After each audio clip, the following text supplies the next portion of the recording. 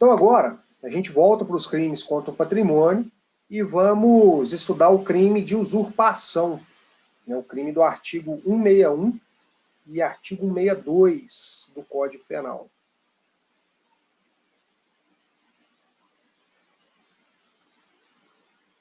Aí, ó, crime de usurpação. No detalhe aí, ó, novelinha do SBT, a usurpadora, a gente poder lembrar aí, no crime de usurpação. Então, o capítulo 3, né, da usurpação, e o primeiro crime, do artigo 161, vai falar da alteração de limites, crime de alteração de limites, do artigo 61. Suprimir ou deslocar tapume, marco ou qualquer outro sinal indicativo de linha divisória para apropriar-se, no todo ou em parte, de coisa imóvel alheia. Pena de detenção de 1 a 6 meses e multa. Então, olha, o núcleo do tipo, né, o suprimir ou deslocar. Então, vamos imaginar o seguinte. Vamos imaginar para a configuração desse delito do artigo 161, o sujeito que vai lá e muda a cerca de lugar, né, ele desfaz a cerca original, que está demarcando os limites entre o terreno dele e o terreno vizinho, ele vai lá e muda a cerca de lugar de forma dolosa, né, não há a figura típica culposa, né, da alteração de limites culposa, então tem que ser de forma dolosa, o sujeito vai lá ou dá ordem para alguém para poder mudar a cerca de lugar com a intenção de apropriar-se no todo ou em parte de coisa imóvel. Então, com essa mudança da cerca de lugar, ele está se apropriando de parte do território, de parte do terreno do vizinho, certo? Então, olha, tem que haver a mudança, né, do tapume, do marco, da cerca, de qualquer coisa que vai fazer essa divisão entre os imóveis. Então, a forma simples, né, do caput está descrita aqui no 61, e o parágrafo 1º descreve outras condutas. O inciso 1 do parágrafo 1º fala em usurpação de águas. Olha só. Desvia ou represa em proveito próprio ou de outrem águas alheias.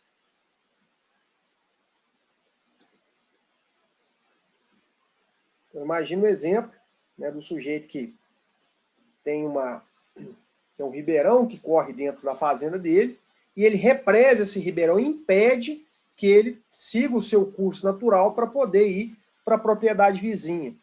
Ao fazer isso, ao represar a água desse ribeirão e impedir que ele corra, que siga o seu curso natural e corra para a fazenda vizinha, está incorrendo nesse crime do artigo de usurpação de águas, do artigo 161, parágrafo 1º, inciso 1 do Código Penal.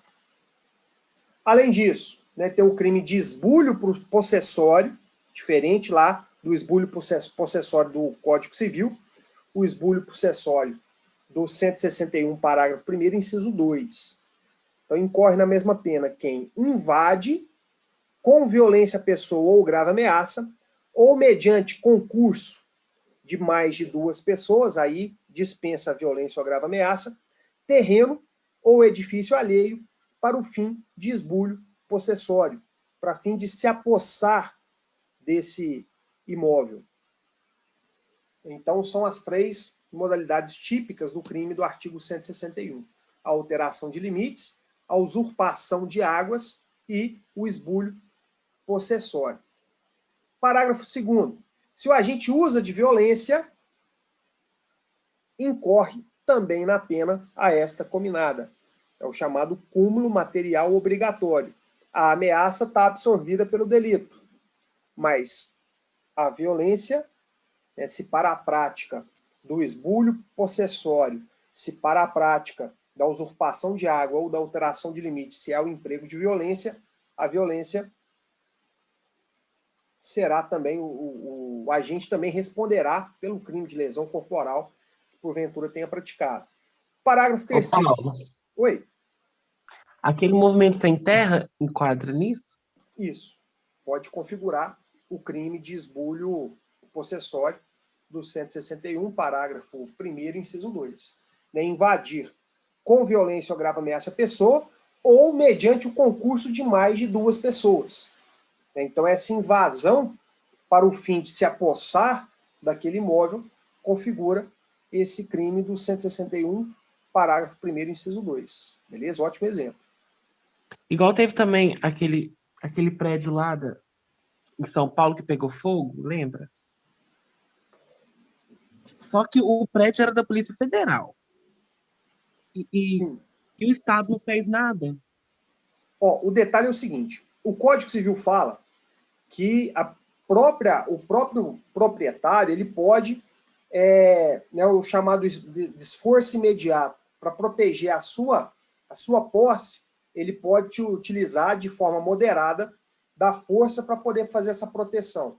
Então, o próprio Código Civil prevê essa proteção à posse e, caso não haja ou não seja possível de realizar essa proteção imediata, exemplo, o movimento sem terra invade uma fazenda e o proprietário não estava na fazenda na hora, ou existia somente um caseiro lá que morava na fazenda e que não viu a parte que foi invadida, e aí não foi possível de se utilizar disso de forma imediata. Civilmente falando, pode-se ingressar com uma ação de reintegração de posse, e essa conduta, além de ter essa repercussão civil, ela tem também uma repercussão criminal, que pode configurar aqui o crime do 161, parágrafo 1º, inciso 2, o crime de esbulho possessório, beleza? Então, ficar atento a isso, que não é somente um ilícito de natureza civil, pode ser também um crime pode ser também uma conduta que vai gerar uma repercussão criminal. Aí o grande problema aqui do esbulho possessório em relação aos bens particulares é a aquisição da propriedade pela usucapião. Nos bens públicos não tem esse problema. Nos bens públicos, os bens públicos não são passíveis de serem usucapidos. Agora, os bens particulares são. Então, se o sujeito ele invade a propriedade particular... Não moro num determinado tempo no lugar. Oi? Oh. Desculpa. Conversando aqui com o Joaquim, perdi. Mas aproveitando, Paulo, você pode explicar de novo o parágrafo 2º? Vamos lá. Deixa eu compartilhar aqui para a gente poder fazer a leitura dele de novo. Então, olha só. Incorre na mesma pena, na pena do caput do 161, uma pena relativamente branda, uma pena de detenção de 1 a 6 meses. Então, incorre nessa pena quem invade com violência a pessoa ou grave ameaça, ou mediante concurso de mais de 2 pessoas, aí não precisa de violência nem grave ameaça, basta essa superioridade numérica, quem invade terreno ou edifício alheio para o fim de esbulho possessório. O que é isso? Para o fim de se apossar desse terreno, desse edifício alheio. Então, o esbulho possessório, ele vai acontecer sempre que houver a tomada da posse de algum bem imóvel, Então, a gente tem que tomar cuidado aqui dos crimes de usurpação, porque o artigo 161 ele se refere a bens imóveis, tanto o caput do 61 quanto o inciso 2 do parágrafo 1º. Então, existe ali, como objeto do crime, o objeto material, é a usurpação de um bem imóvel. Então, no caso do esbulho possessório, o agente toma posse do imóvel alheio, o que acontece frequentemente com o movimento sem terra, a invasão de imóveis. Para os fins do Código Penal, não interessa se o imóvel é produtivo, se é improdutivo, não interessa. Então, feita a invasão, praticada a invasão, configuraria em tese, desde que haja o exercício dessa posse sobre o imóvel. Então, a consumação do crime de esbulho possessório é a invasão de um imóvel alheio e a instalação ali naquele imóvel, né, o exercício da posse efetiva sobre aquele imóvel. Então, se a pessoa tenta invadir, mas ela é repelida imediatamente, ela é retirada dali de forma imediata, ela não exerceu posse sobre aquele imóvel, então não vai haver a configuração do delito. Pode-se cogitar uma tentativa, mas a consumação não. A consumação depende do exercício dessa posse desse bem, certo? O esbulho possessório vai ser o início de uma aquisição da propriedade pela uso capião.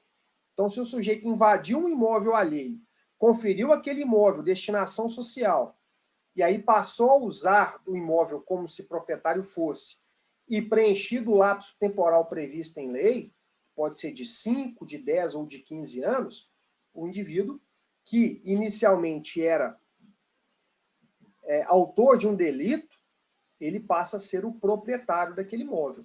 Ah, mas ele não vai responder criminalmente? Olha só, se a gente está falando de um crime cuja pena máxima é de 6 meses, e se a gente está falando de uso capião, cujo prazo mínimo aí vai ser de 5 anos, esse delito vai estar prescrito.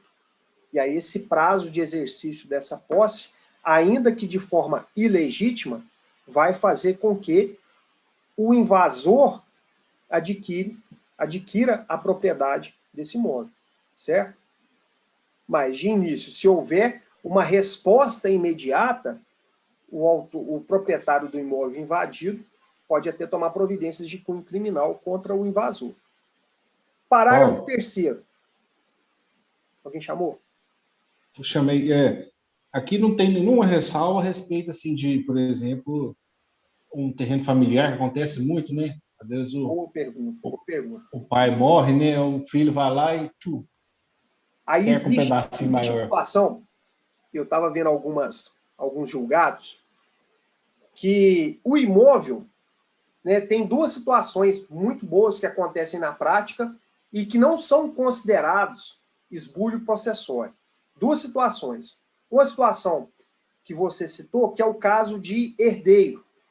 Né? Então o pai falece, deixa um terreno para 10 filhos.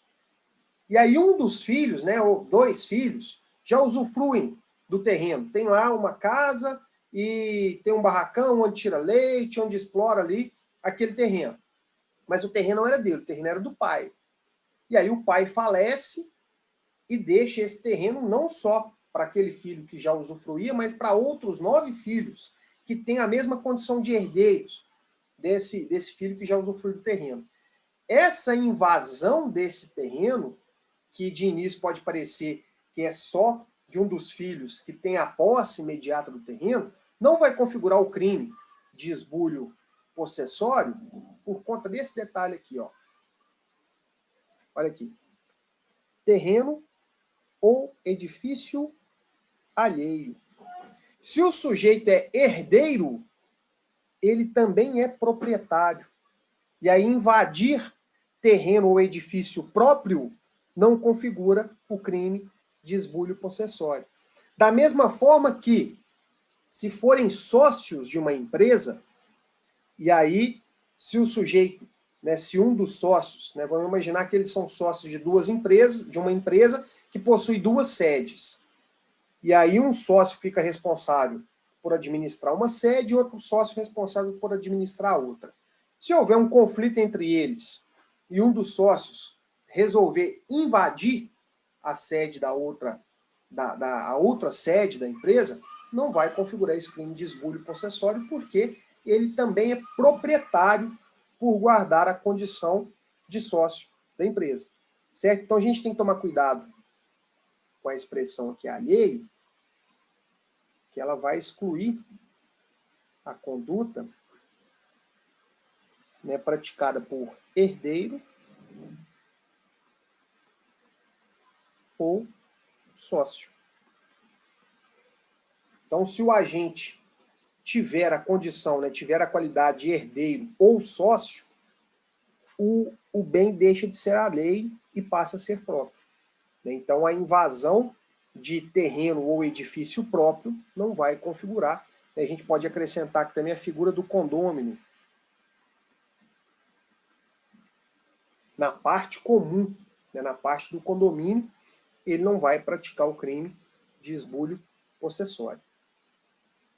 Bom, o parágrafo 3º fala da natureza da ação. São crimes de ação penal privada. Se a propriedade é particular e não há emprego de violência, é porque o crime de lesão corporal leve, ele vai ser de ação penal pública condicionada à representação, e os crimes de lesão corporal grave e gravíssima vão ser de ação penal pública incondicionadas. Então, se da conduta de alteração de limites, de usurpação de águas ou de esbulho possessório, se ela for praticada com emprego de violência, a ação passa a ser pública e vai seguir a natureza do crime relativa à violência. Se for lesão corporal leve, a ação vai ser pública condicionada à representação, tal qual a natureza da ação do crime de lesão corporal leve. Se a lesão corporal for grave ou gravíssima, ou se for lesão corporal seguida de morte, a ação penal passa a ser pública e incondicionada. Então vai haver esse cúmulo material obrigatório. Então, se não houver o emprego de violência, todos esses 3 delitos serão de ação penal privada, vão ser processados mediante queixa. Por isso que são crimes muito pouco comuns. Eu, pelo menos, nunca tive notícia de nenhum processo, seja na condição de estagiário, de advogado, nunca tive nenhuma notícia de nenhum processo de apuração de crime de alteração de limites, de usurpação de águas ou de esbulho possessório. Essas condutas são condutas que geram uma repercussão muito maior na esfera civil do que na esfera criminal. Na esfera criminal, a pena é muito branda. Na esfera civil, é que se vai discutir a reintegração da posse, é que vai se discutir a uso capião, que vai se discutir o prejuízo causado pela usurpação de água, prejuízo financeiro. Então, essas condutas têm uma repercussão muito mais, são muito mais comuns na esfera civil do que na esfera criminal. O artigo 162. Paulo, surgiu uma dúvida aqui. Por exemplo, aí, se tiver uma ação civil tramitando, discutindo a questão, a ação penal, ela fica dependente? A depender do caso, sim, pelo seguinte. Se for, por exemplo, uma ação civil discutindo a uso capião vai discutir a propriedade do bem. Então, o uso capião tem alguns requisitos. O tempo, a destinação social, a utilização do bem como se proprietário fosse. Então, se o sujeito, se existe uma ação civil na qual se discute a uso capião, na qual se discute a propriedade, a ação penal ela pode ser suspensa aguardando o deslinde da ação civil, porque se o acusado na ação criminal de praticar o esbulho possessório, se ele sair vencedor da ação de uso capião, então ele não praticou o crime. Ou se praticou esse crime, o crime já está prescrito. Por quê? Um dos requisitos para aquisição por via de uso capião é o tempo. E aí o tempo mínimo é de 5 anos. Como se trata de um crime cuja pena máxima é de 6 meses, já estaria prescrito. Já estaria prescrito com 3 anos. Então, pode ser que a ação civil ela determine a suspensão da ação criminal para não haver decisões distoantes. Porque se o sujeito é declarado proprietário na esfera civil, mas é condenado criminalmente por ter praticado o esbulho, não faz o menor sentido. Então pode haver sim a esfera civil sendo um entrave ao deslinde da ação penal. Pode acontecer sim. Bom, 162 é o crime que fala de supressão ou alteração de marca em animais. Artigo 62. Suprimir ou alterar indevidamente em gado ou rebanho alheio, marca ou sinal indicativo de propriedade. Gente, também é um crime que eu nunca vi acontecer na prática, muito porque, é comum isso? É comum. É comum. Ó, numa fazenda, um terreno limítrofe, um boi passa para a cerca da fazenda vizinha, não tinha marca, e aí o proprietário da fazenda vizinha fecha esse boi no curral, marca ele e passa a ser o proprietário. Fala, não, eu sou o proprietário agora. Ele praticou o crime de supressão de marca ou de supressão ou alteração de marca em animais? Praticou, mas olha só, praticou só o 62? Se o sujeito faz isso, ele está praticando um crime de furto. Ele está furtando a cabeça de gado. Né? É o furto de semovente. Então, assim, é um crime muito pouco utilizado, porque não faz nenhum sentido o sujeito alterar a marca de um animal se não é com a intenção de subtrair para si esse animal, ou subtrair para outra pessoa. Ele pode ter sido contratado para poder marcar com a marca diferente lá, para poder subtrair para terceiro. Então não faz nenhum sentido. Né? A gente tem que analisar o caso concreto que possa vir a demonstrar aqui a prática de do artigo 162, que na maioria, né, talvez na grande maioria dos casos, vai configurar, na melhor das hipóteses, uma tentativa de furto.